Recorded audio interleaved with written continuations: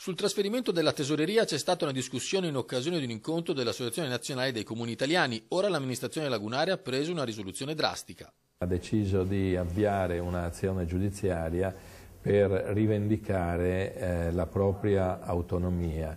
Così Giorgio Orsoni annuncia la scelta di ricorrere contro il punto del decreto del governo in cui si chiede alla tesoreria degli enti locali di versare i fondi accantonati in una cassa nazionale. L'autonomia, sostiene il sindaco di Venezia, non si tocca.